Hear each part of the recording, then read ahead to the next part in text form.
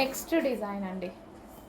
Wow, మంచి మంచి designs అయితే పెట్టడం జరుగుతుంది. ఇది వచ్చేసి మనకి కట్ వర్క్, హ్యాండ్కి కట్ వర్క్ లాగా స్టిచ్ చేసేస్తారు. కట్ వర్క్ చేపించాను. అండ్ అదే విధంగా మనకి నెక్ పార్ట్ చూద్దాం. నెక్ పార్ట్ వచ్చేసి సో ఈ విధంగా హైలైట్ అయిందనమాట. సో డిఫరెంట్ ఉంది. ఫ్లవర్ కూడా దీని మీద ఫ్లవర్ చాలా డిఫరెంట్గా ఉంది చూడండి, green colour. And next colour చూద్దాము, రెడ్. రెడ్ వచ్చేసి మనకి ఇవి హ్యాండ్స్.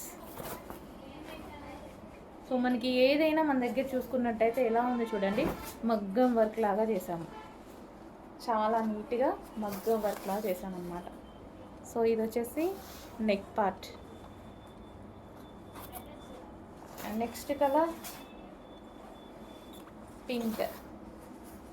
మంచి మంచి కలర్ కాంబినేషన్స్లో మంచి మంచి డిజైన్స్లో వస్తున్నాయి.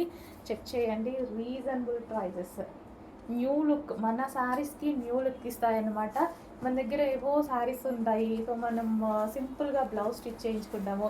అలాంటి వాటికి ఇవి పెట్టామనుకోండి, గ్రాండ్ లుక్ ఇస్తాయి. సింపుల్ శారీస్కి కూడా, లో బడ్జెట్ శారీస్ కూడా గ్రాండ్ లుక్ ఇచ్చేటువంటి బ్లౌజెస్ అనమాట.